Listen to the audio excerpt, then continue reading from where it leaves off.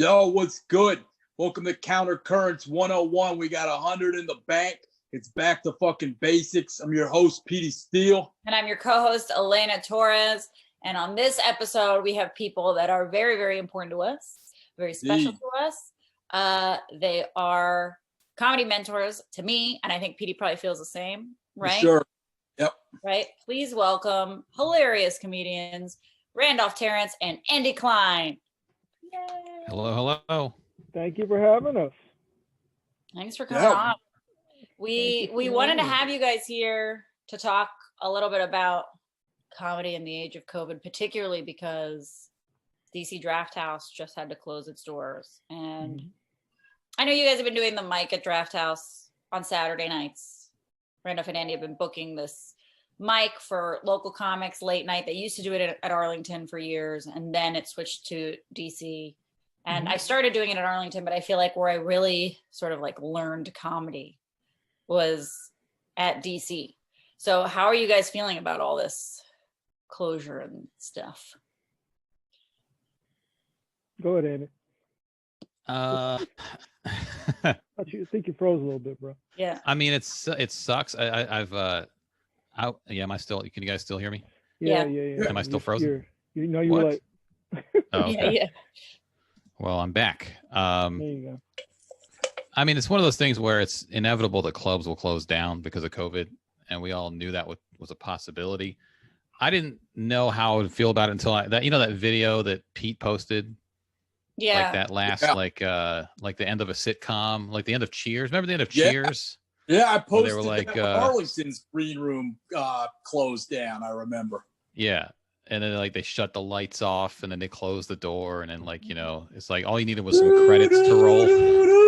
Yeah.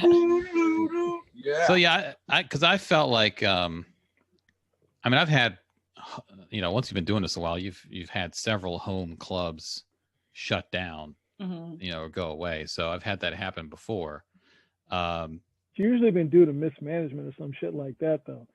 This is the first time where I've seen it's been like a kind of a no fault of anybody's, unless a building is sold off underneath people, which I've seen that once or twice. But usually a club closed down, you see the handwriting on the wall, you're like, oh, this shit's going to close.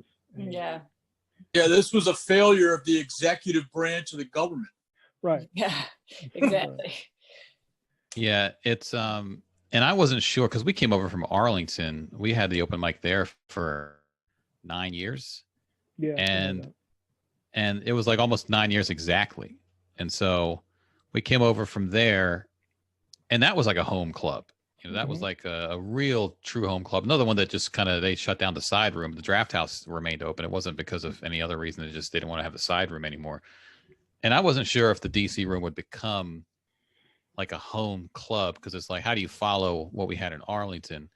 And all these things, like the clubs don't necessarily, it's not just about the club itself for the audiences. It has to have other things, like, is there a place for the comics to hang out? Is there an accommodating staff that doesn't hate comics? There's no hostility toward comedians, and so, some great clubs won't let you hang out. Some great clubs, the staff hates you because too many comics have hit on the staff, over the years. So there are a lot of elements to go into it other than just, it's a nice club, it's a good place to go hang out. And the Drafthouse in DC, once I stopped comparing it to Arlington, I started feeling like it was a home club, because it did have, I wasn't sure, like, okay, there's a small lobby. Is that going to be a good hangout spot for comics? And comics figured it out. They went to the little corridor at the bathrooms and hung out, or they crowded in the lobby or went outside or went next door to Maddie's. Like, comics figured out where to have their hangout. The staff was always very good to comics, and they never started really getting jaded and hostile toward comics, starting with Miranda and the whole staff. So it really did feel, it became my home club, and so it's just like, once again, gotta figure out, Luckily, Miranda came over from Arlington. Yeah. So she was familiar already. So she was a big help as far as keeping everything kind of on an even keel amongst comedians. Even all the new cast of comedians that came popping in, she was kind of on an even keel with that, because that could have went the other way, Yeah, I've seen staff at clubs who just can't stand comics, and I don't blame them. No, neither do I. Yeah. It's like, I get I it. don't like them. So. And so that it made it welcoming. The Draft House was very welcoming, and Saturday nights were something to look forward to. It wasn't just like, it's a good little spot. It became like the hangout spot. It became the spot to see all your friends and see comics grow and all that. It was never exactly the same as Arlington, but you can't really replicate that because that was a completely different environment. But yeah, I mean, it was a home club for a lot of comics, and me included. And so it's like, oh, okay, that's gone. Whenever comedy starts up again, I'm going to have to figure out where my, the place I never miss every week is going to be, because there's always that place. It becomes that maybe after a few months of looking, but right now there's no place like that. Mm-hmm. Yeah, I don't know. For me, it's my first home club closure. Yeah. So when we first heard about it, I was pretty broken up about it. And to me, the moment that was like the toughest was when you posted that last list. Yeah. Yeah. And for me, that was such a big deal too, because I was in the block on that last list. And it was something that I worked so hard to get to from the second I started comedy. So for those of you guys that don't know, that are listening or watching on YouTube, the block means basically you're in the middle of the show.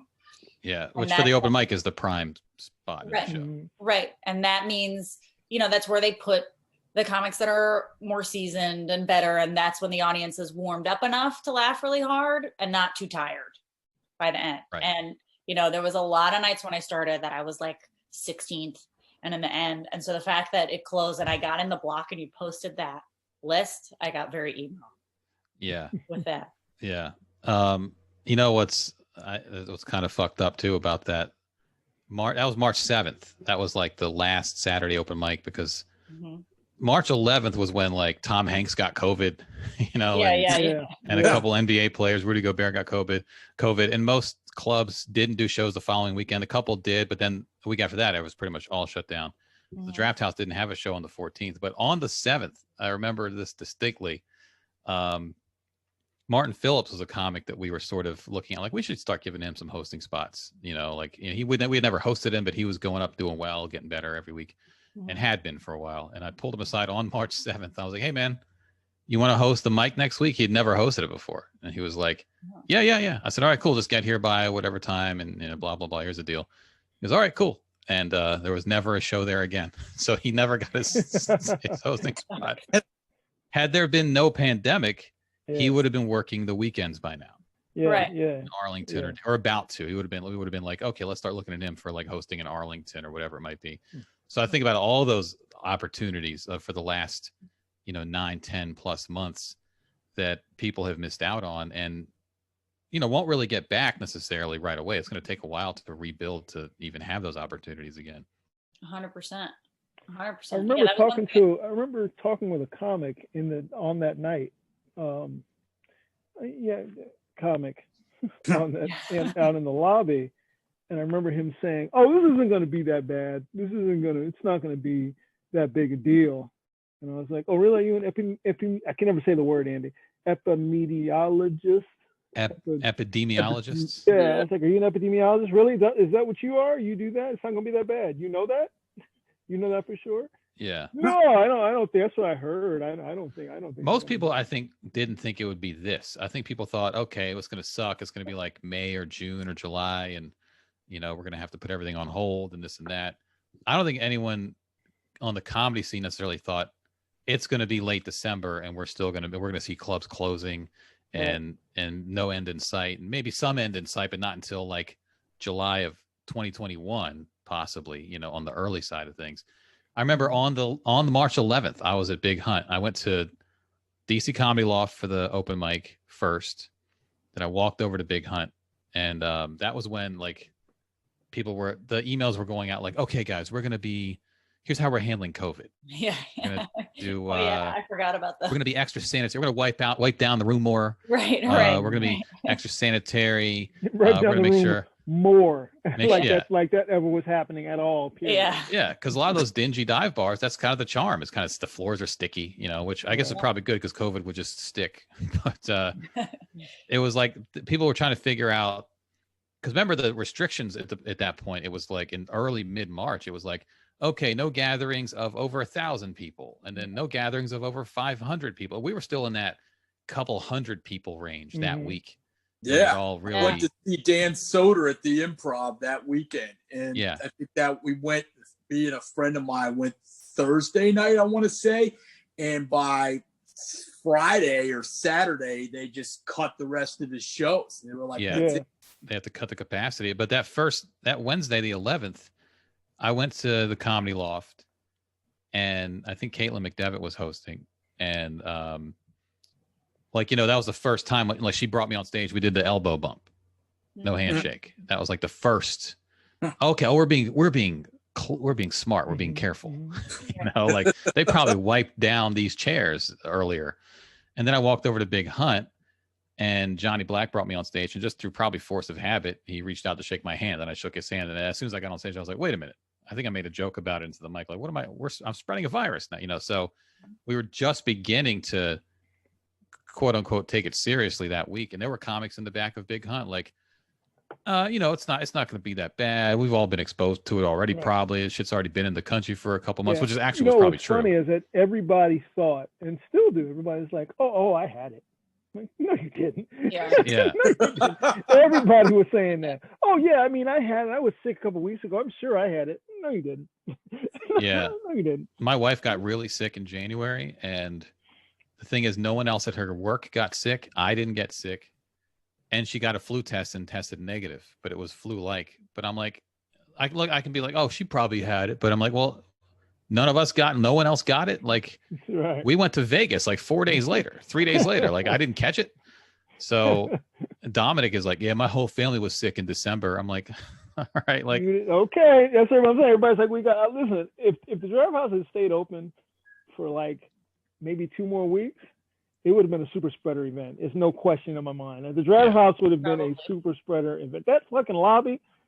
Yeah, it's so small. Everybody all. We definitely would all had it then. We definitely would all had it, you know. Because that was the thing with comedy. It's like everything that makes comedy great makes viruses great. You know? So, 100%. 100%. And viruses win. They win. We're not. It's a novel virus. We're all susceptible. So right. I was thinking about that today. I'm like, this thing is. It reminds me of my man in Predator, Billy. He said, "There's something out there hunting us, and it ain't no man." you know, the next line is fucked up, so I don't want to say the line. But if you've seen Predator, you know what the next line is behiing that. Is it a woman? Hunting us, and it ain't no man. You know. No, that ain't the next line. Oh. Look it up on YouTube.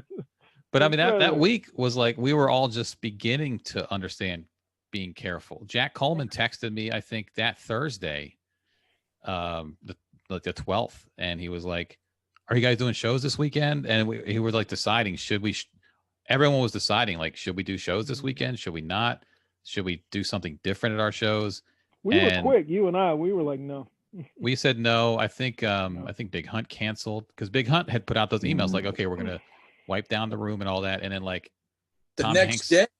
Yeah. It was like Wednesday night. I was at Big Hunt. I'm looking at my phone. Hey, Tom Hanks got COVID. So does his wife, Rita Wilson. And then Rudy Gobert got COVID. And then I think the next day, Big Hunt put out the email. Hey, we're just going to shut it down for a couple weeks. You know, everybody was like a couple weeks. Improv stayed open that weekend and then they were done.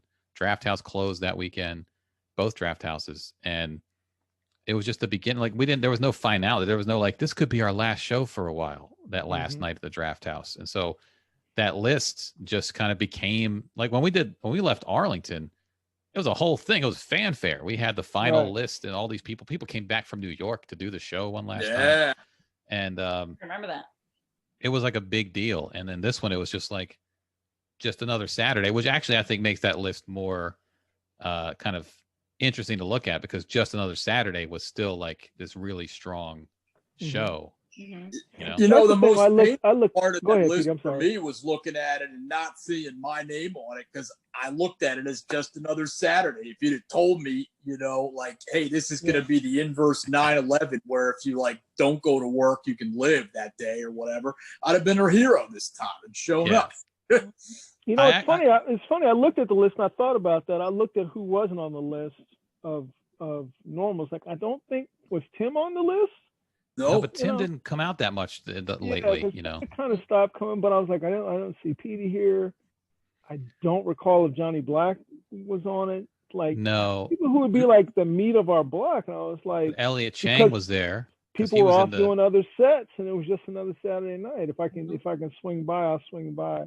Elliot Chang was on sexy on standby, and I'm not going to go out tonight. You know? Yeah, I'll go. Elliot Chang was on the main show. He was headlining and he stuck around. I remember it's like, hey, you want to do a longer set? And he was like, no, I remember sitting there talking with him. I'll just do 5. We were sitting there talking, and he was like, no, I just want to do a little bit. You know, it's no big deal. And it was a full house. I seem to remember it was a full house crowd.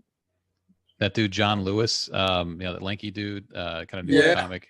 He when I posted that list, he joked on he put a comment and said I was bumped, and so and I almost commented, well, tell me who you're better than, and you can have their spot. Yeah.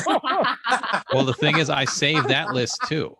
I saved the list of who signed up, so I have it in front of me. There was 40 people signed up that night, and he was bumped. So we DM'd. I sent them. I was like, actually, you were bumped. So look, there's your name right there. Because I was almost, because that was always my challenge.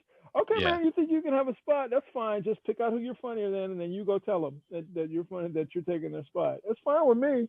I mean, some people got bumped that we normally put on, like Jelani got bumped that night. Right, for whatever reason. Got bumped. Val got bumped. You know, there was some good comics there, but also Tommy Taylor popped in, who wasn't there that often. Mm-hmm. You know, Elliot Chang. Speaking of Val, I reached out to her, see how she's doing. Oh yeah, she had it. It's hunting on. She's got it. Oh wow. Yeah, she's in the middle of dealing with it. Is she okay? Splitting headache, taste fading in and out. You know, but she says she's on the mend and she's feeling better. Yeah. She's able to rest now. She hadn't been able to sleep. You know, because of the pain. Wow. You know. Yeah. Yeah, because she works at a bar. She was feeling guilty. You know, she was like, tried to do everything. I was like, hey, it's hunting us. It's you know, it's hunting us. And it's not a man. That's it. And the story. It's on the hunt. You knew you were doing your part. You know, so it got past you. It got past you. That's, I don't know what to tell you. You know. All you can do is minimize your chances. You can't eliminate your chances unless you literally just are a shut-in for the foreseeable future. But if you have to go out and do anything, there's obviously a slim chance you'll catch it. I got a haircut the other day, and I'm waiting like normally once a month is my haircut sort of schedule if I want to keep it relatively normal length. Sometimes I'll wait 6 weeks. I've been waiting like 2.5 months since in the whole pit. It's just like, all right, let me just wait longer, minimize my exposure to people. Right. And I got a haircut Sunday, and that was the mistake because normally I get it like 3:00 on a weekday. There's nobody in there, you know. This time I did it like 2:30 on a Sunday. I walk in, all these people in there getting there, waiting to get their haircut. Jesus, you didn't leave? Well, my guy, I had a 2:30 point. My guy was finishing up with the previous person, and they were like, yeah, he's almost done. I was like, all right, I went and stood outside. Right. And then when he was done, I came in and he cut my hair. And at that point, some of the people were waiting for someone. They had kind of cleared out too. So, but I was like, oh, it's a Sunday afternoon. That's why, like, I should be more careful. I should 3:00 on a Monday is when you go get a haircut because there's nobody in there. Right. Elena, I don't know how you're doing it, but my wife's hairdresser, he set his stuff up in he left his salon, the one he was at, set him up a place in his garage. He set it up in his garage, and you go in there one at a time, you know. And when the weather was nice, he was out on the back patio cutting people's hair. But he's got the whole shit set up in his garage, you know. Yeah, I was talking to so my guy's in New York, so I didn't get my hair done for a long time. And he was gonna do house calls, and I was like trying to set it up where I like went to a friend's, and then he came to my house. He came to the house and whatever, and he freaked out because he thought house calls were even scarier than doing it at the salon. I don't want nobody in my house. No one's been in my house. And so he stayed in the salon, and I went, and it's like really, really social distance. I mean, they can only operate at like 25% capacity. So you're really far, and it's been pretty, I mean, and I've gone twice now since COVID happened, and it's been on weekdays, and there's like nobody in there. Here's where I messed up. And if I start coughing in 2 days, you'll know why. My guy was, okay, last time I got my hair cut, the guy was like, hey, we're doing partial beard trims now. Oh. I was like, what does that mean? He goes, hold the mask over your nose and mouth, and I'll trim around, like just the bottom part and all that. And so I was like, all right. And so I tried it. It didn't do anything. I was like, I could have done that. So this time I didn't ask for a partial beard trim. Mm-hmm. But the guy he was cutting before me, like when I walked in, he was kind of working on that guy's beard. And then I went outside. Then when I came back in, he was wrapping up with that guy. And that guy stands up. He's not wearing a mask. I'm like, wait a minute. It's a full beard trim? Like what, so, but at that point, and this is the mistake I made, I said, fuck it. So I went and got my hair cut by the guy. Fuck it gets you in trouble sometimes. It's also good. Fuck it can be good. That's how a lot of us start comedy. Saying fuck it. This was a negative fuck it. And I was like, all right, fuck it. And I've been in the barber because I only get my beard done. And there's no way when he did mine with the holding the mask up, it was very awkward. He was like trying to contort around my hands. I was like, this is not, it wasn't very even. He trimmed like the line on the bottom. I was like, I can do that. Yeah. It's not worth it. Yeah. And I really like getting my beard done by a barber. And, me too. And, such a treat. Like, the straight razor. I haven't been since March because he does the edge with the razor, and then I haven't been since March. Yeah. I'm trying to do it myself, and I'm like, I don't trust my hands. I'm like, I'm gonna fuck this up. My brother fucked his up. He had to shave everything off. I'm like, I'm gonna fuck this up. You got to do watching like 100 YouTube tutorials. Like, I just do my lip. I just do my lip and right here, and then I fucked around and I looked at some clippers online. So now I got clippers trailing me around the internet. We all have shit now that's just trailing us around the internet because you got nothing to do but just look at stuff on your phone. I'm like, what's a G4 cost? And then I got jets. They're trying to sell me jets all the time. I'm like, I'm not buying a jet. I'm just looking. We heard you like jets. Yeah, here's one. I'm just curious. Yeah, Josh bought the clippers, and he's done his hair himself several times through COVID, and it's been really hit or miss. Yeah. Like sometimes he's done it where I'm like, wow, why do you even go to a barber? You did a great job, because he just has a really simple like buzz cut all the way around. Yeah. Like, why do you go to a barber? This is great. And then there was another time where he had to go to the barber to fix the crazy shit that he did. I messed up. Josh's got a pretty good shaped head, and his head isn't too big or too small, so he should just put the guard on one and just go around and just be done with it. It was really one of the times, because I guess on the side he puts a different one than on the top. Trying to go fancy. Yeah, okay, you gotta fade it. Yeah, he did that thing, and it was really bad. It was what's also the tough part is like that neck area in the back. Oh, I do that. It's hard because you can't see it. You gotta have like a mirror and all that stuff, and that's why you just need a razor in the shower. Just whoop, whoop, whoop, whoop, whoop, whoop. Yeah. That's what I did. That's how Marcellus Wallace was born. People asked what Band-Aid was about. Was that his soul or whatever? And Phil Lamar was like, man, Vin cut his neck shaving. It was just a cut. It was just a shaving thing. I've done it a million times. You get in a rush, like, oh, shit. Oh, shit. I think for me, back to this closing of the Drafthouse, because we had already been through it in Arlington, and to even go back, Andy and I built a lot. We built a framework of a comedy scene in Arlington. I don't think it's hyperbolic for us to say that, So knowing that and building that up, the closing of Arlington was like a dagger. And then when they came to us, did he freeze? Yeah, he froze. All right. See, I never know with Zoom. Sometimes like you think everyone else froze and it's actually you. Yeah. Man, he was making deep statements too. I know. And looks like Oh, now you're back. You froze. Yeah, did I freeze that time? Right on the back right when you're like, and that's it. Because when am I plugged in? Yeah.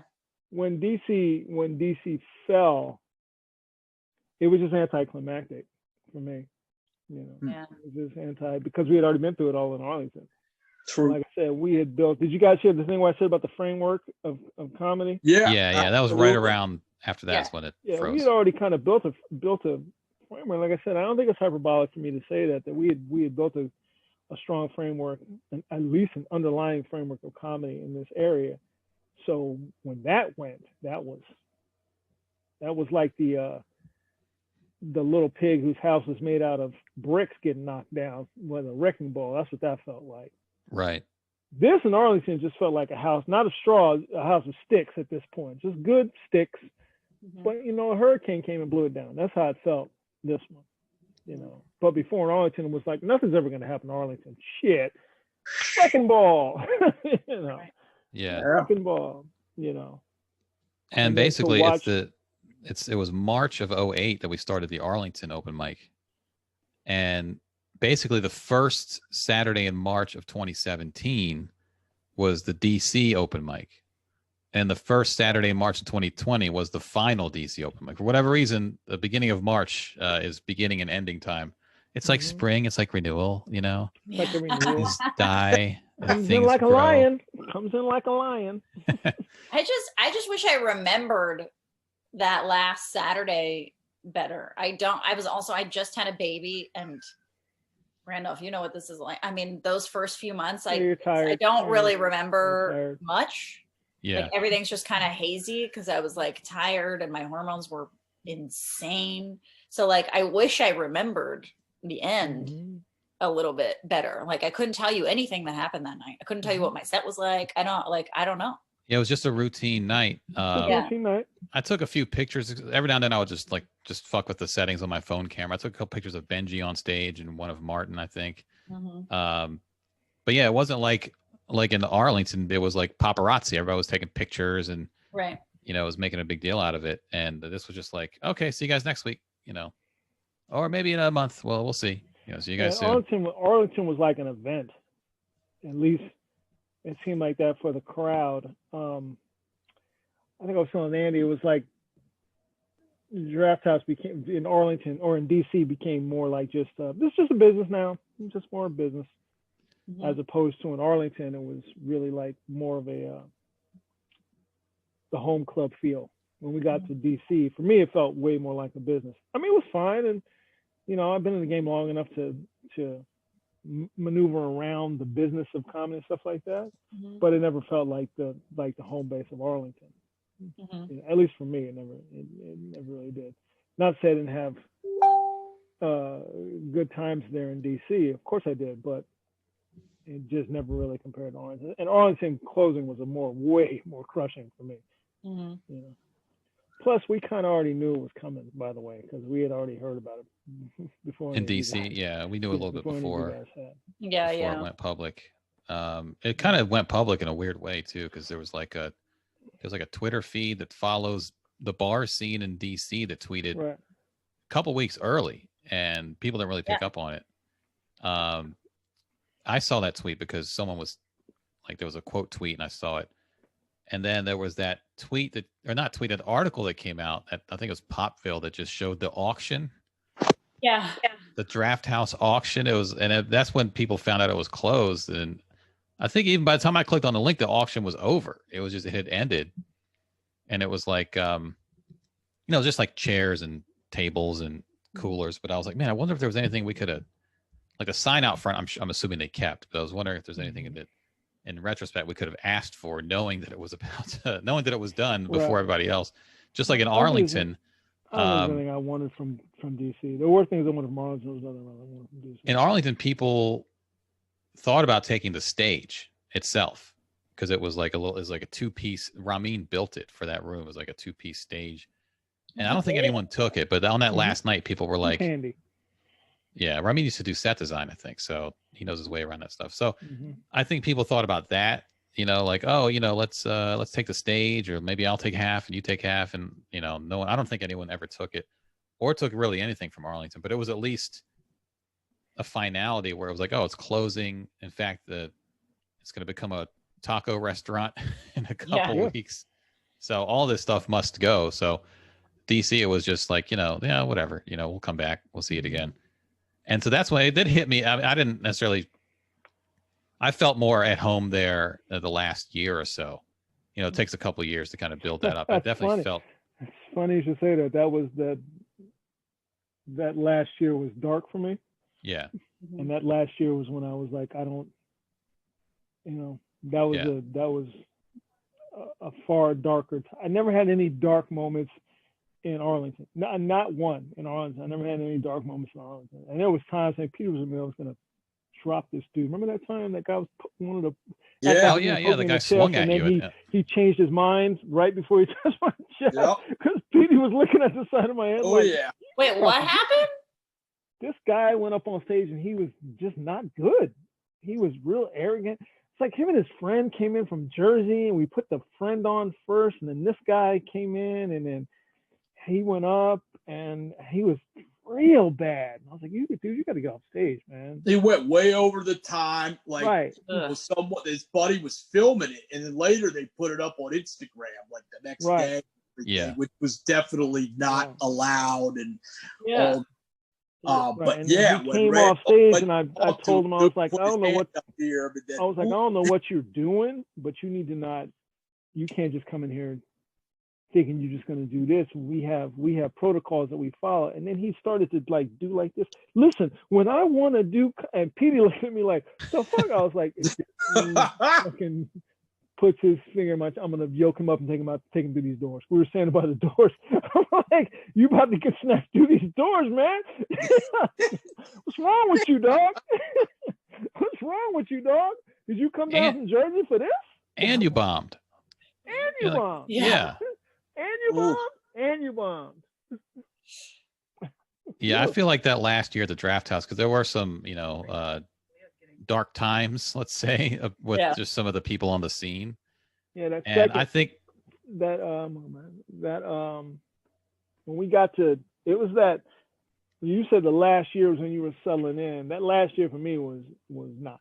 Well, I think for me it was almost a defiant thing. Like I really was. I could see that. There were people who were trying to lay claim to a position in the scene or a position in that club that I don't think they deserved or should have had. And so almost like defiantly, I was like, nah, fuck that. This is my home. Yep. This is our home. We built this. We've been building the Drafthouse for a decade plus now, and ground up. And like this is our spot, So it was kind of like that mentality that really put that in my head. It's like, this is my home club, And by the way, we created opportunities for so many people. Yeah. Either directly or tangentially, we created opportunities for people. And that's all we ever wanted to do, was create opportunities for people, We've had people go on to become writers on major shows because they asked us to put them with somebody to create an opportunity for them. We've had people go on to tour with comics across the country because they asked us we asked us, hey, could you put, yeah, sure, we'll put you with such a person and we'll see what you can do with them. We created opportunities for people. We put people in positions to succeed, and over how many plus years we've done this, So it's interesting for me. Andy and I had a lot of conversations. Off amongst ourselves about just that, about when watching people talk about the closing of the Drafthouse and what it meant. And those conversations are for us, but let's just say they the conversations we were having were a little more intense. Andy and I were having them. Let's just say it like that. Yeah. That's the way it goes. And it's a weird thing too, because we've had 9 or 10 months now of no comedy scene, which means no scene politics, no people stepping on toes, no hurt feelings, no backstabbing, none of that stuff that goes on. So everything's kind of rosy, but there were definitely times when we were like, we are pushing extra hard to make sure this works. And it happened a lot in Arlington too. It was like, you guys are being assholes. Like, no, it's quality control. You guys, the show has to be good, otherwise we can't be here anymore. Or this shit doesn't work. Shit doesn't work. And there's a lot of more weak links. There were more weak links in DC than we would have liked. Yeah. Say it like that. Than we would have liked. No question. But I mean, like I said, it became way more of a business than it did of a home base. At least for me, it became more of a business. And when you become more of a business, then you open up to more of those weak links.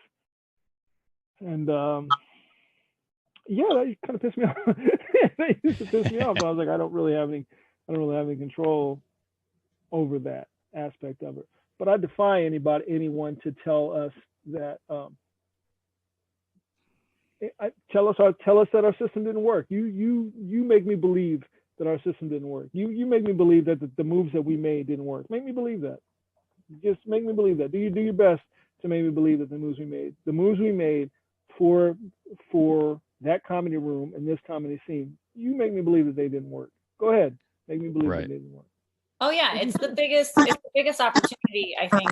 If you're a comedian working from DC, I think, and I've thought this for a long time, it's the best opportunities in the city you can have as a comic to move up. Like what you're talking about, all this stuff you're created, like what people might not know is like, okay, you start off, you do the mic on Saturdays, you guys watch us, as we develop on that mic. And when we're ready, you're like, you can host a weekend. And host a weekend means you're opening for a headlining comic who's usually here from New York or LA or whatever. And even before that, we let you host the open mic. Oh, right. And we paid you. Paid you. Right. Yeah. Paid opportunities, hosting the open mic. And then you host for a headlining comic. And one of the things I love about comedy that's really different than acting is that opportunities come from comedian to comedian. You don't have to go through all these like middlemen of agents, producers, and all these. Like if a comedian vouches for you and says and puts you on their show, whether it be on TV or a tour or any of the stuff that you're talking about, like you get that opportunity. And I always knew that Drafthouse, I picked up pretty quickly. I was like, oh, hey, if I work really hard here, I can get exposure to stuff that's very, that could be career changing. And I feel like a lot of people in DC took that for granted. It's funny because the all this time that we've run this mic, like I've been in the DC comedy scene for years, and it used to be obviously pretty desolate. It grew and grew and grew. We had this boom, and then it kept booming, for years. And I remember many times saying to people like, this can't boom forever. At some point it might bust.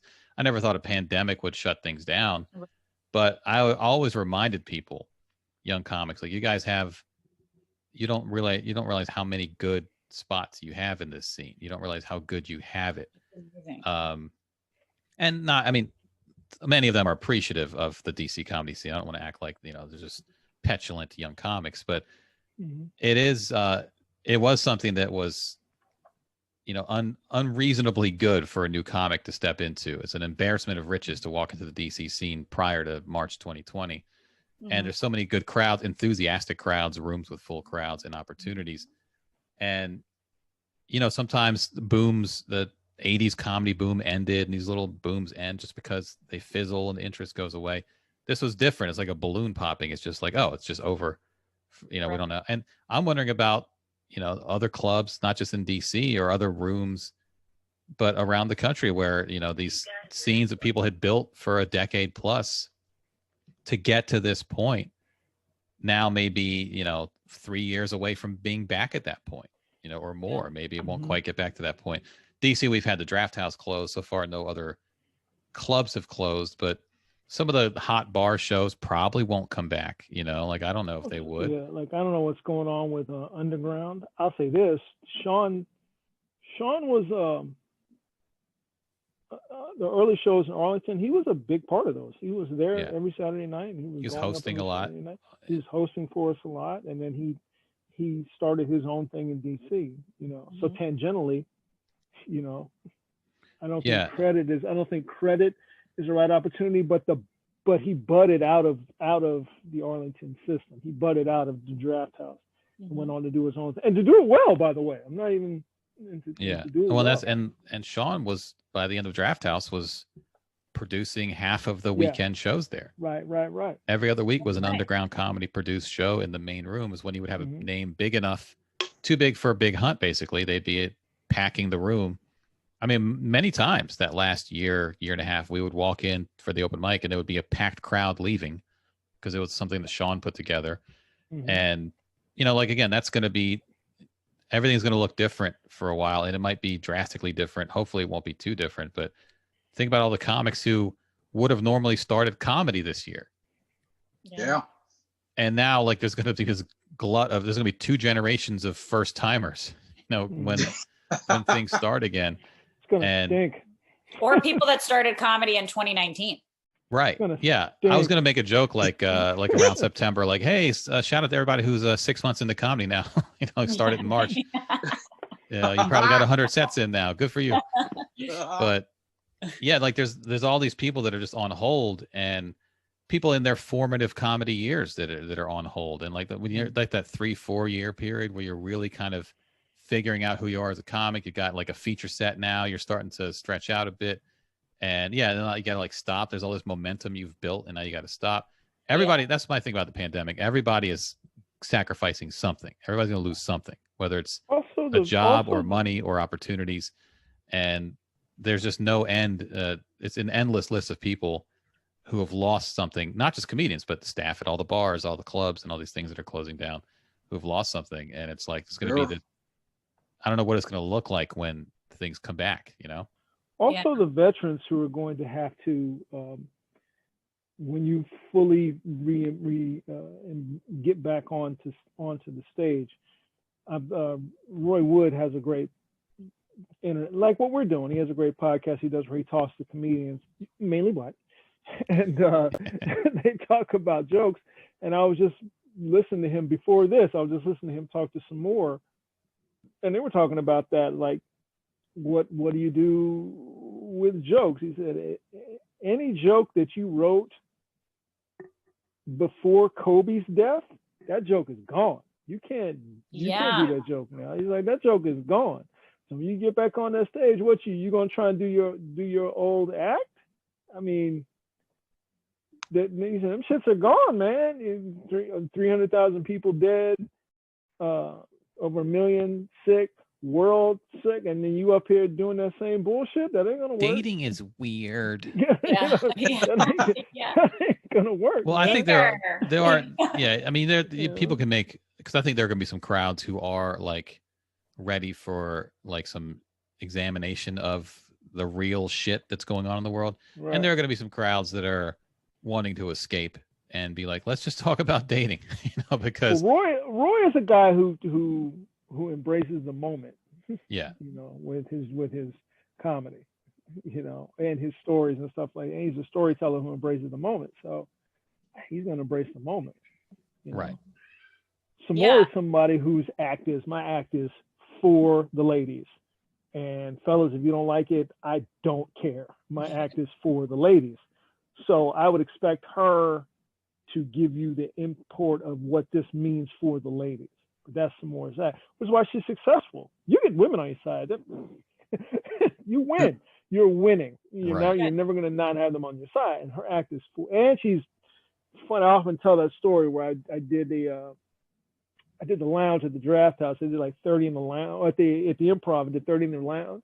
And I was like, oh, this is great. And I did well, and I did fine, and blah, blah, blah. And I said, oh, let me go in here and see what Samora's doing on this stage. And when I tell you she was killing, I just stood back in the back like, I wasn't doing a damn thing. Let me just get the fuck out of here and go right. I need to go home and write these jokes, work on these jokes. That's killing. I don't know what the fuck I thought I was doing in the last lounge. In there just crushing, you know. Right. So I would be interested in seeing somebody like that, you know, somebody like Cedric. Cedric has kind of said the same thing. It's like, well, you know, he's another guy who's kind of an in the moment person. But there is obviously stuff to talk about. Mm-hmm. You know? I mean, it's a well-worn topic. Where even dating during a pandemic, I would like to hear how that goes for people. How did you do it? What was it like? I got bits about that. I'm killing it with that shit. Yeah. Yeah. What was it like? What did you go through? How did you feel? I want to hear all that. Yeah. Last Sunday I did a show in Arlington. There were 4 people in the crowd. And one of the 4 was a date. They were on their 4th date. So they were a pandemic couple, and the crowd work was amazing. And I was what a great gift. Yeah. These pandemic couples that I can make fun of. Yeah.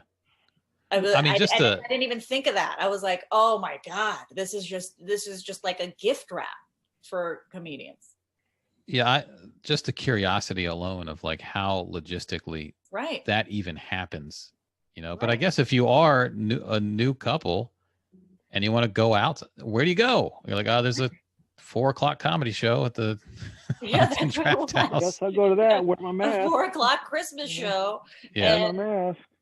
And I just asked them questions the whole time, and it was great. I was like, oh my God, more of these. I guess if you're a new couple, you're just taking a lot of walks.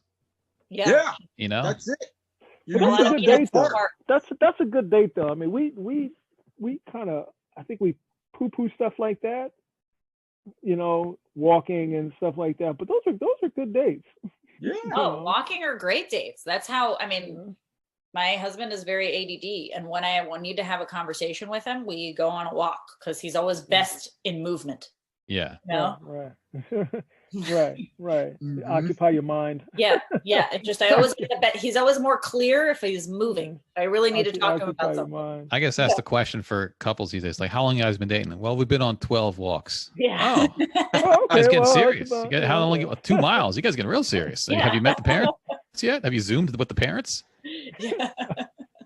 2 miles. I don't know. I mean, I remember the first walk date I took in COVID. We walked for like 2 hours, didn't touch and talked very little. It was like being married for 30 years.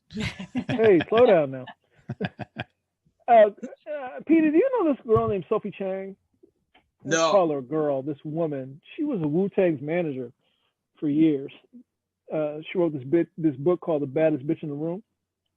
Okay. Yeah, she got in the hip hop game on like the production side, and then became the Wu-Tang's manager early on, and then managed like all the individual careers.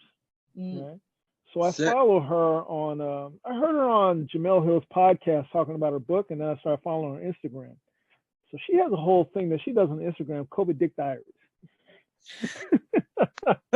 And she talks about, the rules that she employs as far as bringing a dude around, bringing a guy to her home. She's a grown woman. She's my age.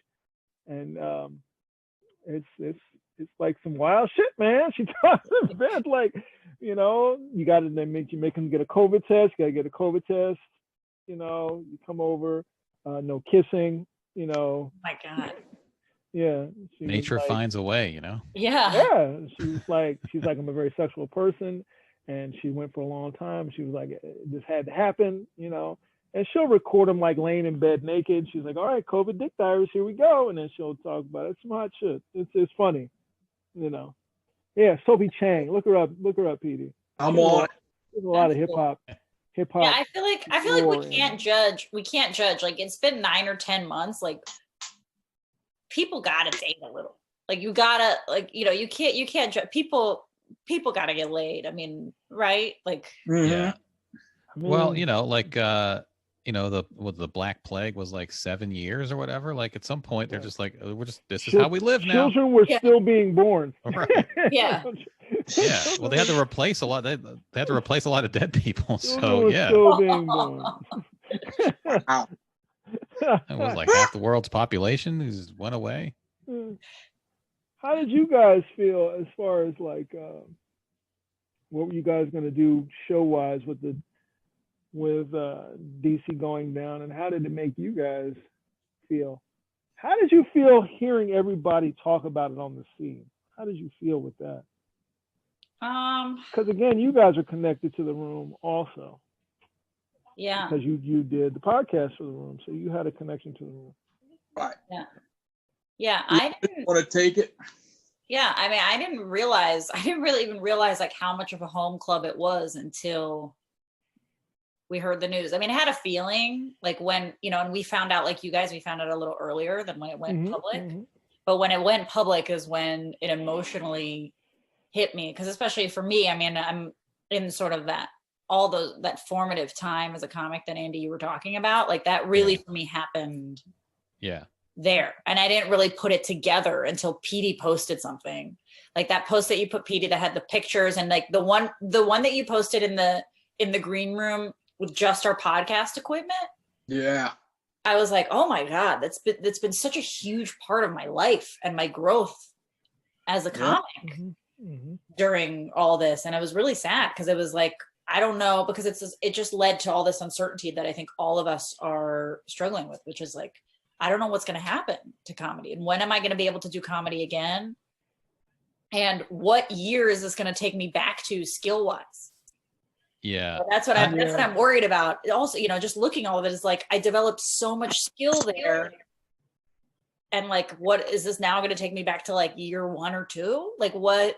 I was talking to someone about that. It's kind of like, you know, on like Who Wants to Be a Millionaire, where you miss a question and you go down to 30,000, you don't go down to 0.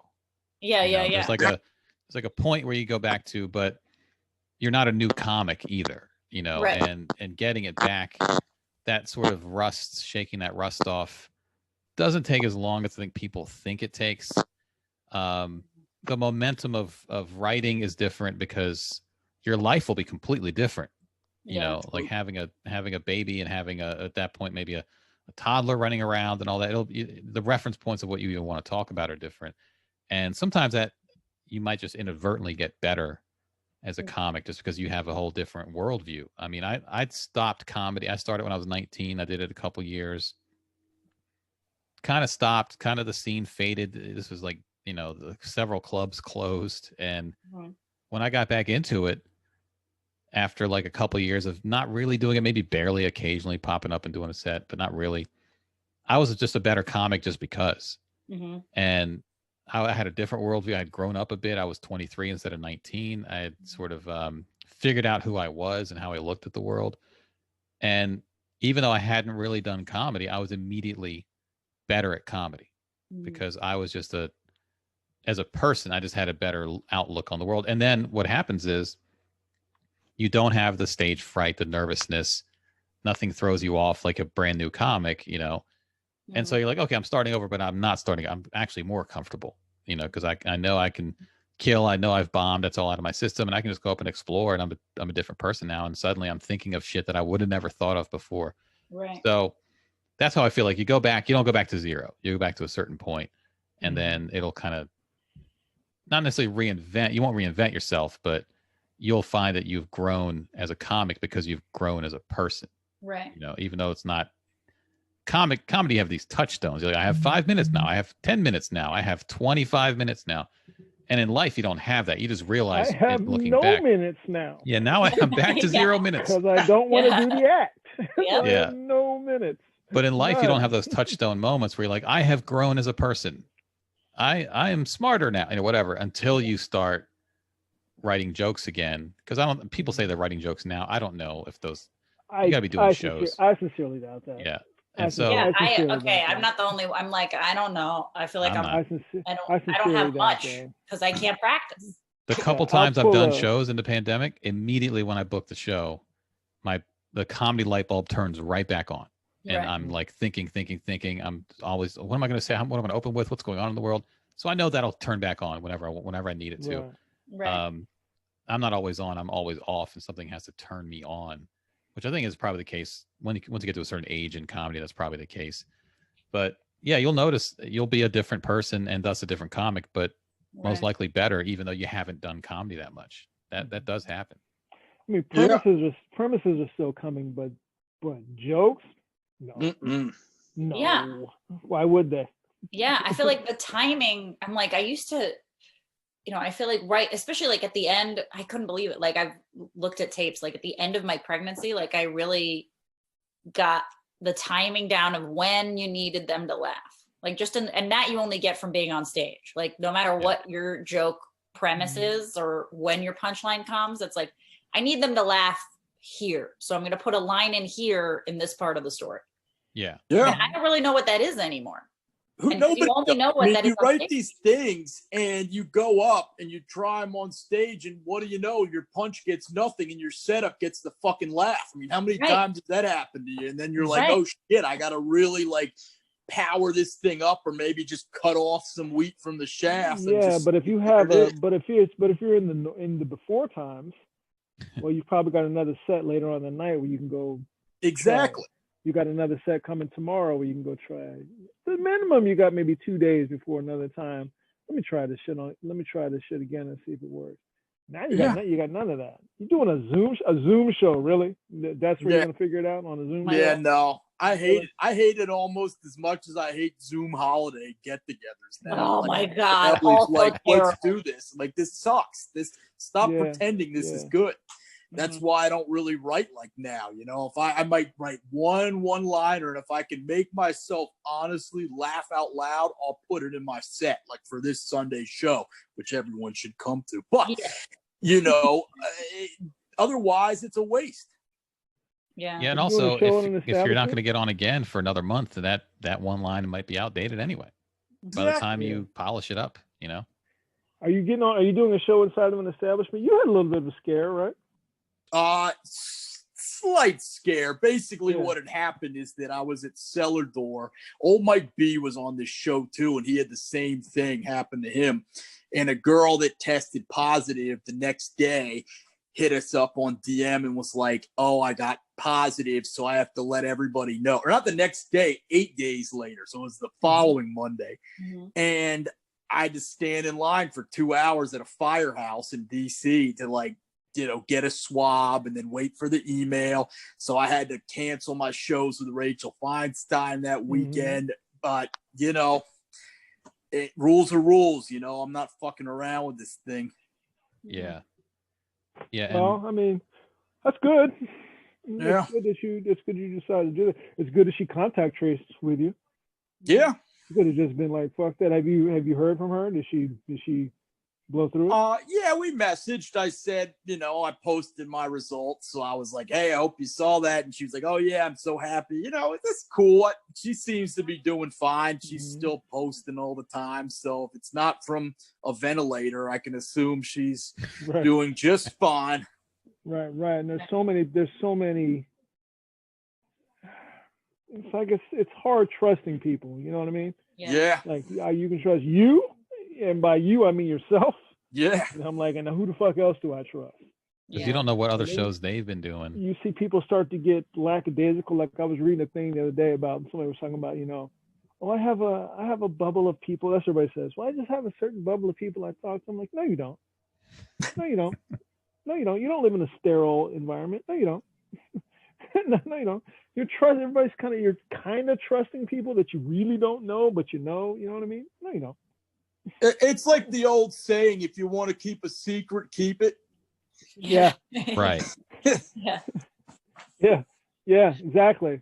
You know, and then it's like that show we did in Arlington, you know, that shit was on my mind. I'm like, you know, the whole time we were there, I was like, back up, you know, and people wore masks. You know, everybody had masks on. You know, even now, like, back it up, back up, you're getting too close. Back up, you know. Oh, I don't like the way this mask fits. Well, you need to get away from me then. How come your mask doesn't fit you now? You know, I was in a grocery store a couple of days ago, and I helped an old lady get some juice off a top shelf or something. She couldn't reach it, and her fucking mask kept coming off her nose. I was like, I should have just kicked her in her chest and went on about my business. Oh my God. Yeah, when I went to the Whole Foods the other day, they're checking people like with a counter, you know, and there's a guy at the front door with the ticker, and he's got a sign next to him that says, like, wear your mask like this, not like that, and he's wearing it like that. I was like, Stop. Yeah. I'm telling you, dude, I see people now, I'm like, you're just an asshole. At this stage of the game, you're still doing that? You're just an asshole. That's all you are, is an asshole.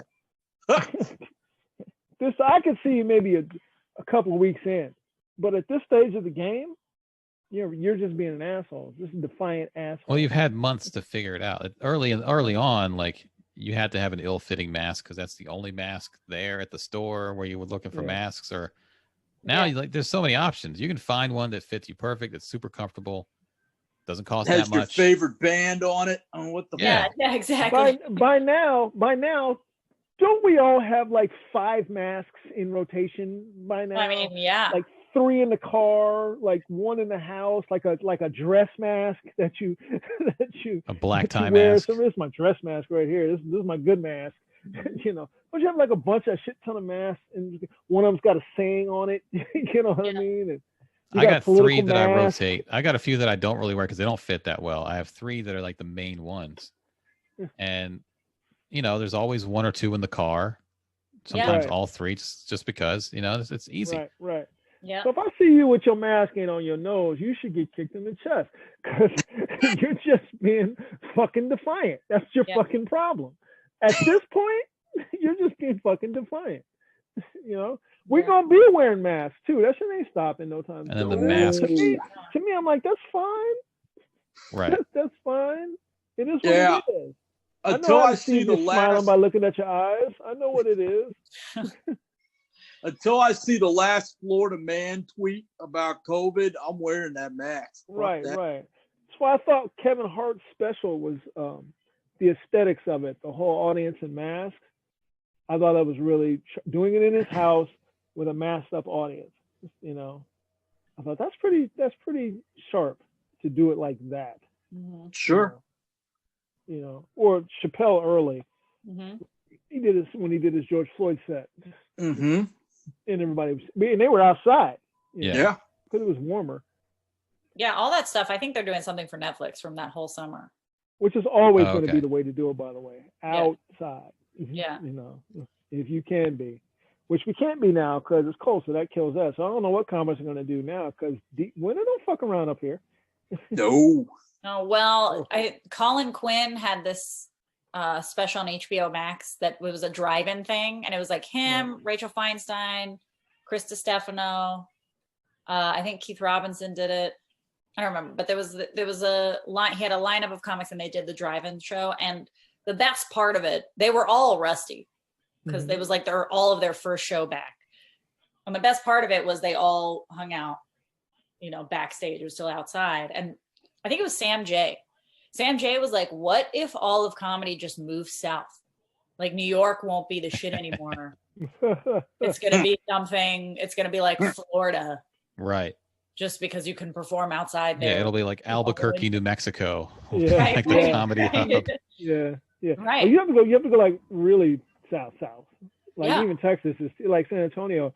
You couldn't do no show outside in the wintertime. It gets fucking cold. New Orleans. Yeah, well, and Texas is like dry heat, right? So it's cold at night. Yeah, that sun goes down. It's cold, man. Yeah. You know. Tropic of comedy. Yeah, exactly. Yeah. So where can we go? Arizona. Yeah. Arizona gets cold at night too. Arizona. Yeah. It's a desert. Yeah, it's a desert. No, I'm telling you, I think it's gonna be Miami. Is gonna be. We're gonna have to get used to doing daytime shows. Yeah. Yeah. Yeah, I guess Miami, anywhere with like a swamp would be, you know, pretty warm Florida at night. Keys. Well, he's built over a swamp, but don't matter. Yeah, it's too far north. Yeah. Today would say today's proof. It's not. Yeah. But Petey, how do you feel about the Drafthouse? You know, I was sad when I heard the news. I can't say I was surprised just because I know a few things about money. And I will say, though, the more I thought about it, see, I'm kind of at a point in my life now. I'm 39. I've been sober like almost 15 years. I spent so much of my 20s and late teens running around like a drunk that when birthdays happen, I get my pleasure out of looking back on the previous year and seeing like what I've accomplished. And as I looked at some of the old pictures and I thought about the friends I gained, the relationships, the comedic accomplishments, even just doing something like comedy this long, I had to say I was very pleased with myself. I just was like, I can keep moving on after this. And like Andy says, there's a certain kind of like comedic muscle memory that will kick in again. It'll be rusty, but, I know what to focus my time on, what to move away from, and we'll just keep coming back. And I'm curious to see like how many other people will come back. I have a pretty good idea of the veterans. I think most of them have been doing this to such an amount of time where they continue doing it. They just can't stop. But I'm looking at the younger guys and I'm saying, I wonder how many of them really want to stick with it after something like this. I'll be impressed no matter who they are if they want to come back to it, because none of us know what the fuck's going on. And it's kind of exciting and it's kind of scary too, but every day is an impromptu kind of adventure. So, I mean, hey, so long as we have Arlington in this, vessel keeps going, because, hey, when the Arlington Drafthouse ended, you guys built it up the right way. And the proof is that a bunch of it transferred over to DC. There's going to be some transfer, so we ain't going nowhere. It'll be good. Yeah. Yeah, it'll just look different. Yeah. I hope so. You can't be afraid of change. Particularly if you're in show business, you better not be afraid of change. I think what the coronavirus, I think what it taught everybody is this shit about putting your eggs into one basket. You better stop that shit, and you better learn how to diversify your bonds. Yep. Protect your neck. You better learn how to diversify out and figure out other avenues. So, and I mean, we went through the same bullshit. Like, I'm gonna write a screenplay. No, you're not. I'm gonna write that. I'm gonna write the script. You're not. But you should work on learning the skills to do that. You should start thinking about the skills to do that, to do those other things. Because if this should be taken away, what's the other thing you're gonna do in this game? What's the other thing? You got another thing lined up? I think it taught us that, because for so many, and even now you see these people who you just have to go do these shows. I'm like, let me get this straight. You're going into a bar, a hookah bar, where people are blowing smoke into the air. Bar? Yeah. For what? To do what? Oh, I got to get up. Why? Why? Vanity. Why? Because this is all you got. Okay, you didn't think about the other. You're not even at now. You're still not even considering these other things. I think I got to figure out some other things. What are these other things that I can be doing?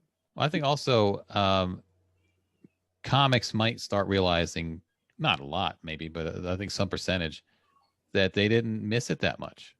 Mm-hmm, mm-hmm. And you kind of get into the rat race of it, and you're like, I got to get up every night, and everyone else is getting up every night, and that person has 4 new minutes, and I don't have any new minutes the last 2 months, and I gotta, and then you get out of it, you're like, oh, I kind of like this other thing. I got some new interest. I kind of like having my evenings free, or I'm more content. I'm happier if I'm, not doing it. And so, but it's hard to bring yourself to admit that and pull back, because you put all your eggs in that basket. Your whole identity for several years is this. So you got to figure out. But it might not even be showbiz. It might just be something else. Right. You might just be like, I got a job I love, and I want to get up early so I can go in early because I love it so much. I'm not going to be out till 1 a.m. doing comedy anymore.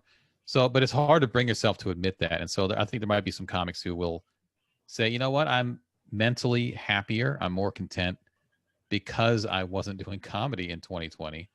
And maybe I'm a better person because of it. And, we were talking to, me and Dom did an interview with Winston Hodges last night for Mind of Dom, just about Winston's special, about his, all about his dad dying and all that. Mm-hmm. And he mentioned that he got into therapy right before his dad died. The therapy was not about his dad being sick. The therapy was about how his relationships always failed, because somehow like comedy always was the thing he chose.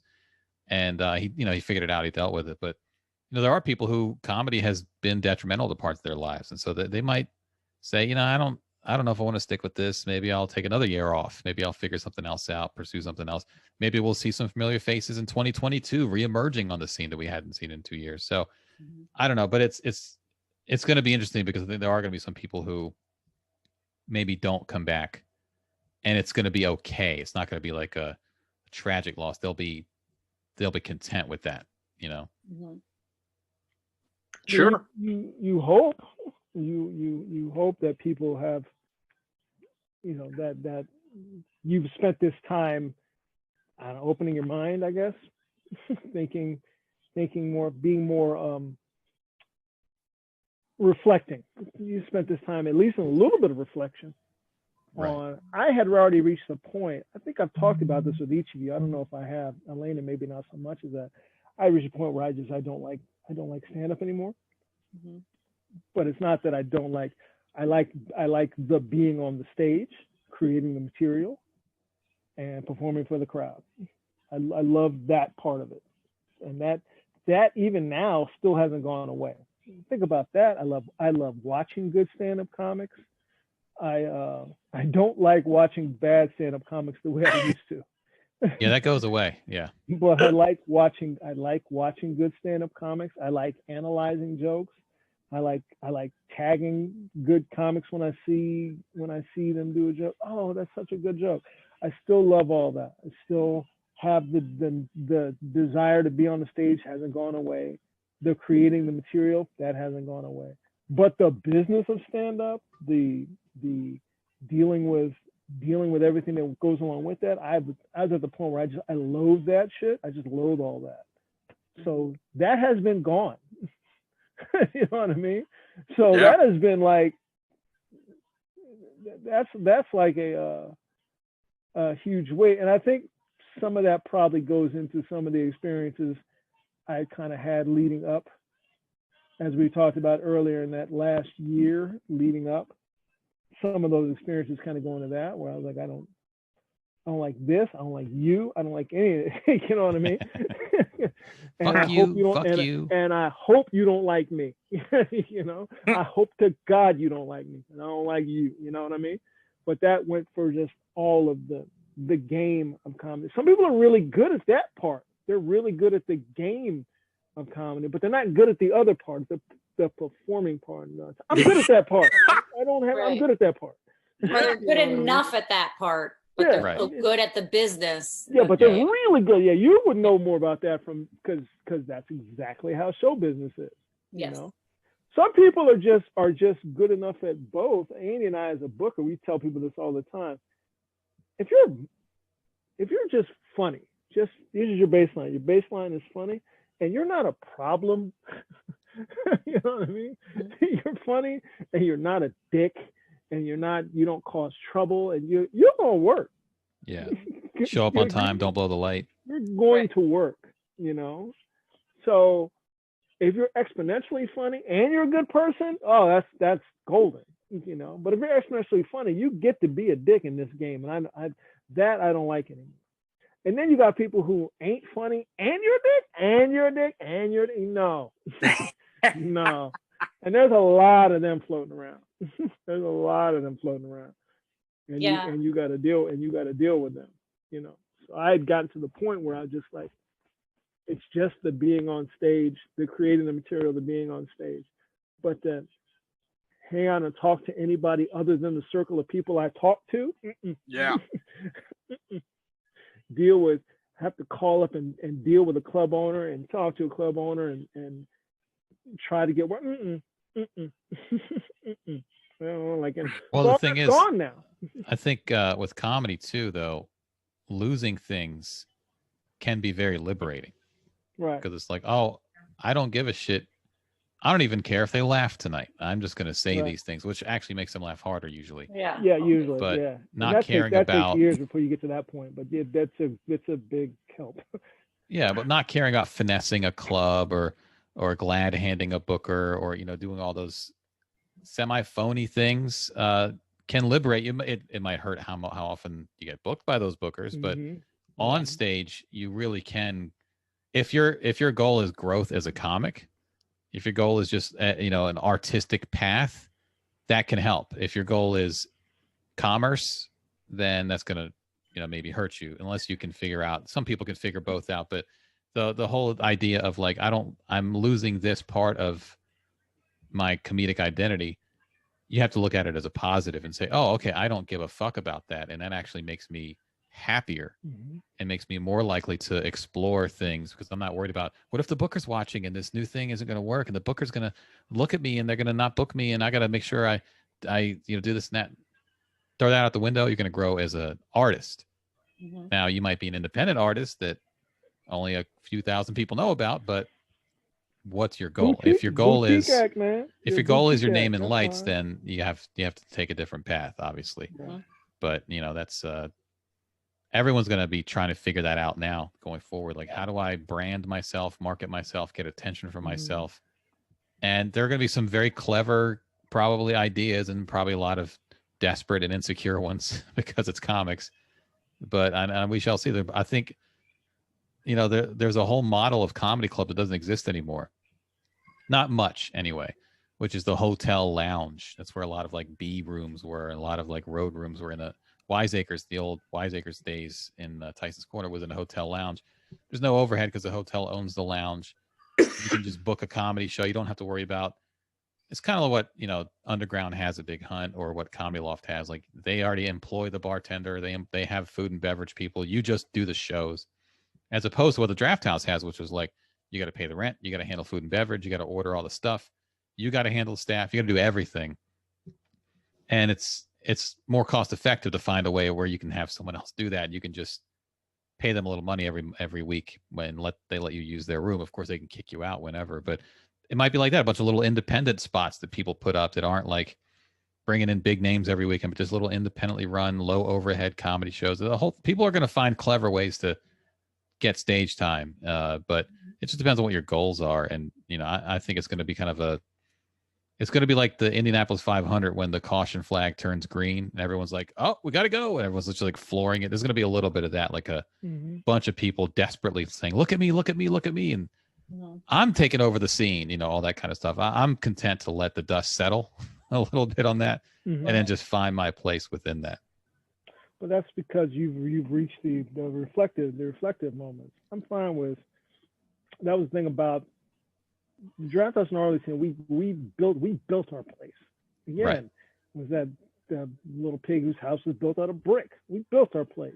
We built it, and it was strong. It was foundation, and a lot of heat came out of there. A lot of heat came out of that room. We were known around this country. That's, again, not being hyperbolic. We were known around this country as, go to Arlington on a Saturday night. If you're in Arlington on a Saturday night, stop at that room, find the guys.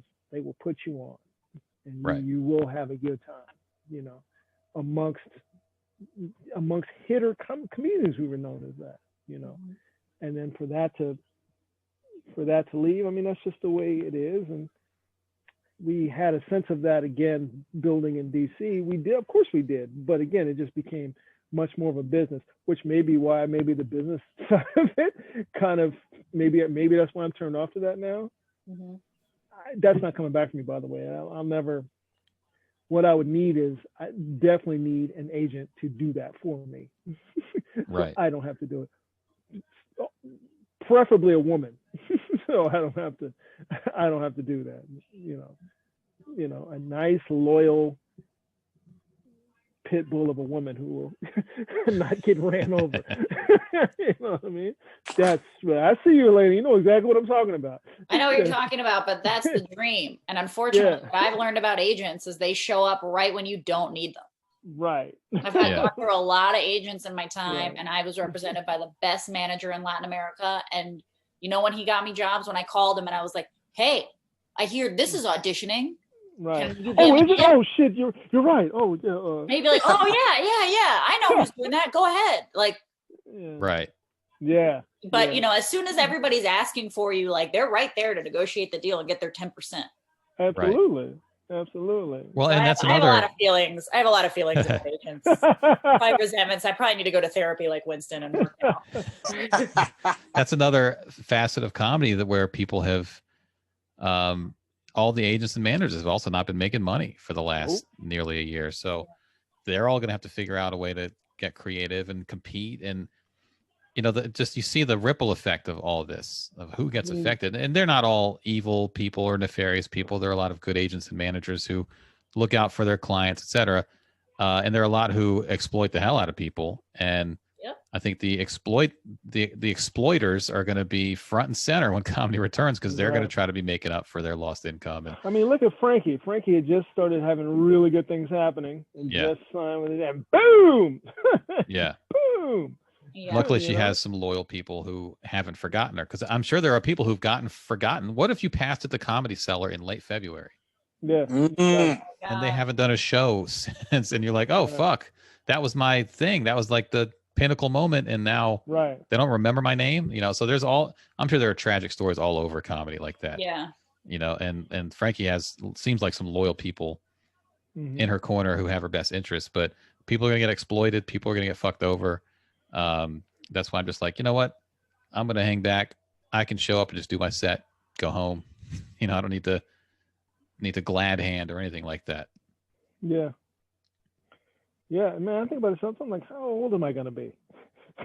Jesus Christ. Jesus Christ. And then I think the worst part of this is watching people doing shows like we're not in the middle of a pandemic. That shit will never not baffle me. Yeah. Like, so let me get this straight. All y'all going to be on that stage together? That's what we're doing. Okay. Yeah. Why are you taking pictures? Yeah. Why is there proof of this? Yeah. Y'all in this little ass room. This is the kind of thing you don't want to tell anybody. Like, y'all in this little ass room on stage with no mask on. Okay. Okay. Right. All right. Okay. Y'all crowding in this little basement bar to do an open mic?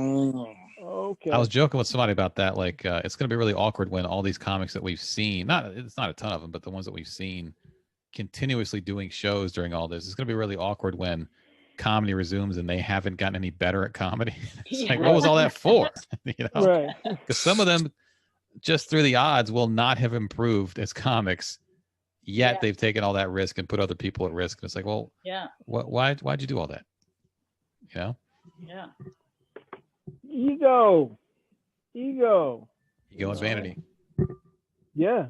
And I don't know, it's that thing where you were saying, like, your whole identity is wrapped around this thing. I don't think Andy, I don't think you and I allowed our whole identity to be wrapped around the Drafthouse. I don't. It's kind of inevitable on some level. People just see you as the Drafthouse guy. You get associated with it, but I don't think you can begin to allow that for yourself, but I don't think maybe it's just because we're older.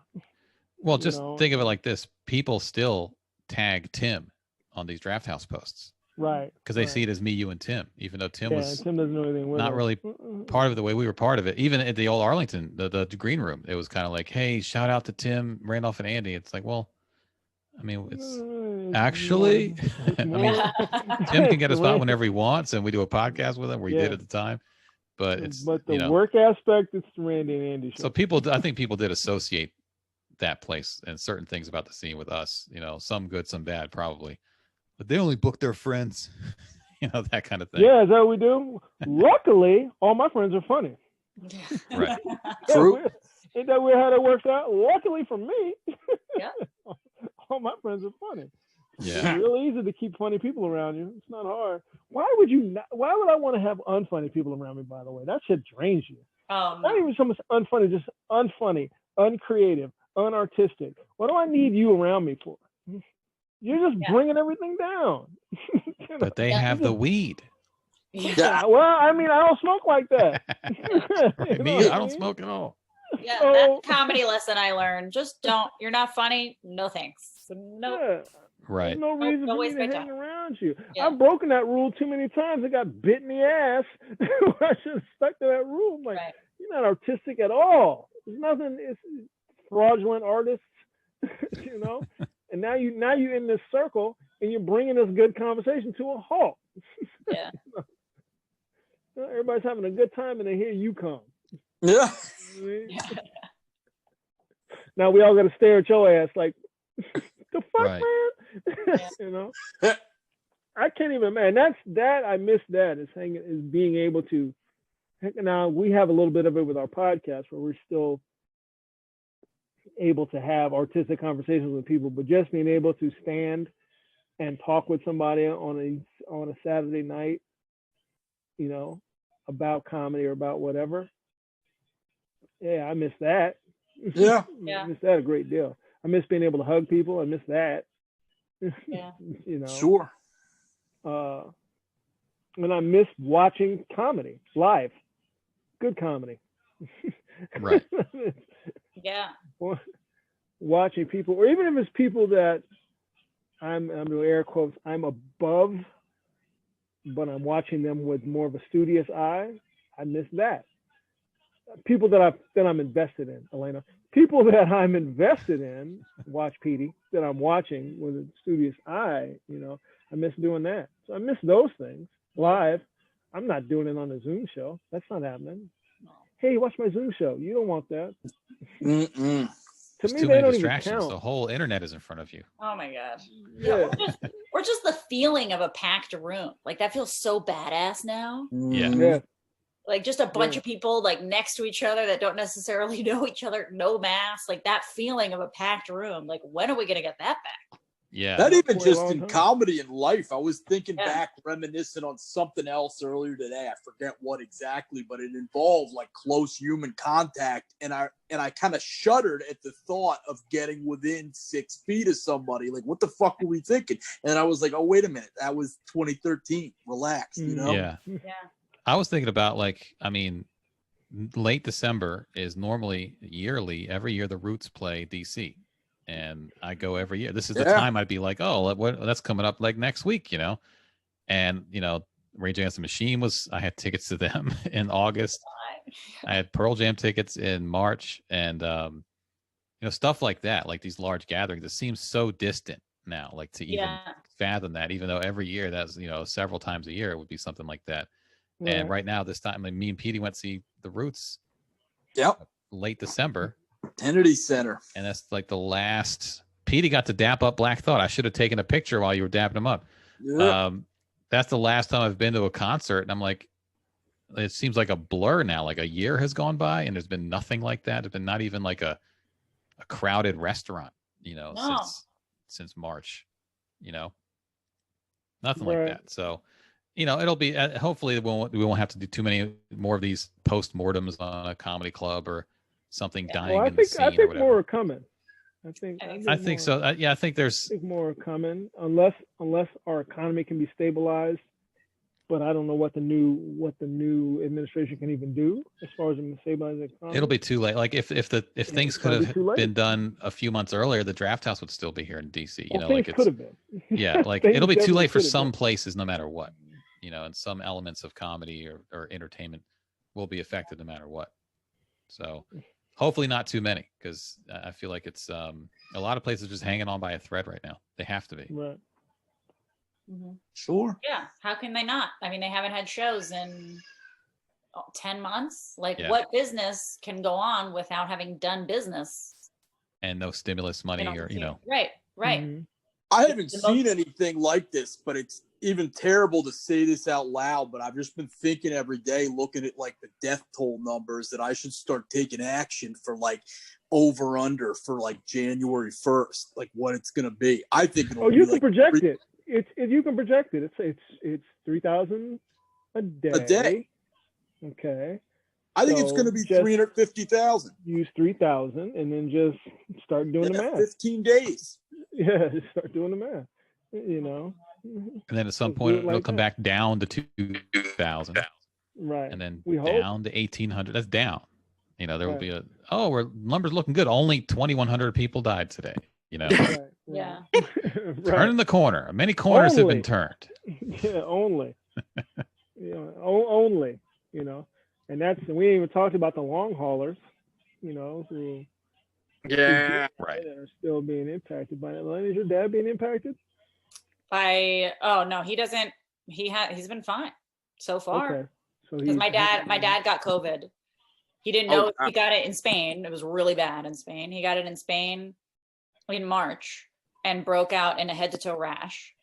Nothing in the throat, nothing like that. And then he got an antibody test like 5 months later and had all these antibodies, and turns out it was COVID. Yeah. And then did some contact tracing and found out. Here, sit down. We need some of your plasma. Yeah, and then talked to a bunch of people, and everyone around him at that time also got COVID, but didn't want to say anything, and like all that. Yeah. Did they all get rashes, or was that just him? That was just him. But apparently, you can get. I have heard a lot of my friends in LA have and had COVID in the past like month. Yeah. And the rash thing happens. A lot of times it's on your feet. My dad, it was like, but my dad's 71. My dad, it was from his head to his chest. He looked like a lobster. And he just thought it was an allergic reaction to something. Yeah, I mean, that's what you would assume. It hasn't had any long-term effects at all. Thank God. Up until now. Good. Thank God. Yeah. Well, he's immune now. He can go do comedy. Well, yeah. He can go do comedy. He can go be president. Yeah. He can go be a president. Has he ever tried hookah? Is he what? Huh? Has he ever tried hookah? For some reason, I don't think a 71-year-old Spanish man hookah. I don't see it. I can see that. Sitting outside like the most interesting man in the world, sucking on a hookah. Hookah feels with a cigar. With a beret on. Feels weird for an old Spanish with a beret on. I could see that. The most interesting man in the world. Nothing can kill me. Yeah, you wore a lobster beret. Mm-hmm. Yeah, I don't know what the future holds. That's the thing, is that none of us knows what the future holds. That's probably the worst part of all of this. That we have no idea. And also now shit can be taken away from you quickly. Right. Yeah. Oh, quickly. Can also be taken away slowly. So. Yeah. Point is, it can be taken away. Yeah, or and you might not realize it at the time. Like, don't take stuff for granted. I mean, I can definitely say, like, when this started, when everything shut down in the beginning, I was kind of like, because I went back to comedy and life way too fast after having a baby, and then after a couple months of lockdown, it was like, no. Yeah, I only wanted like 3 weeks of this. Right. I was like, 2-3 weeks. That's what I thought it was going to be. Like, I was one of those people. I'm not going to lie that in the beginning I was like, a month max. Perfect. That was the whole point. It was like, let's not become like Italy. Yeah. Let's get ahead of it so we don't become like Italy. And then now we're like, I wish we were like Italy. Yeah. If only we were just like Italy. Yeah. That Arch singing Climax. I was like, I got a meeting in the living room. I'll be back next June. Here we are, December. What the fuck? Well, inept leadership. Yep. That's all. Inept leadership. Other countries have been into lockdowns, back out of lockdowns, back into lockdowns, and then back out of lockdowns. Right. Australia's fucking, they're having parties. Just nonstop. Yeah. It's crazy. Fucking just outside doing it. New Zealand, Australia, all them little places where they can. And none of them are allowing Americans. We're all like pressed up against the window looking. Aw. Yeah. Well, fuck out of here. Yeah. Singapore, death tolls low. That cane hit different. Yeah. Oh yeah, I reached out to a producer I know because I was trying to do whatever I can, and I was like, "Hey, are you shooting anything?" She's Korean. I was like, "Are you shooting anything in the U.S.? I'll be an extra. I don't care." She was like, "Nope, only in Korea." You can't come to Korea. Yeah, they took control of it early. Yep. They took control of it early. Yeah. And they're shooting movies now. Yeah. Well, folks, I think we're getting to the closure of this beautiful episode, but we will be back next week. We've got special secret guests for you. Yep. Anything you want to plug, Elena, before this? Nope. Everything I'm doing is getting canceled. So just the only thing I'm going to plug, actually, this is going to come out. Our show is going to come out before this episode. So no, nothing I want to plug. Okay. Fellas? 3 Guys On Podcast, the word podcast. 3, not the number, 3guyson.com. Check us out. We have a Patreon, search 3 Guys On. We're there every week. We do live Zoom shows on Saturdays for the patrons. It's cheap. Patronage is cheap for us. $3. So yeah, check us out there. If you want, I don't have any shows to plug. There's nothing on the calendar. Coming in this weekend? Did we have that? Was that a thing? Did we have you coming in Saturday? You asked me to come in last Saturday and I couldn't, but I can't do Saturday? I can't do this Saturday. That's what I thought. Yeah. Yeah. Well, I'm down. I'll let you know the time. I got a bed coming Saturday, so I need to find out what time that's supposed to be. Okay, let me know. Cool. All right. All righty. Thank you all. Follow us out Terrance DC. Yep, and me at Elena Blondita. Petey, give him your Steelborn DC, Instagram, Petey Steel, Facebook. Yep. Merry Christmas, everybody. Merry New Year.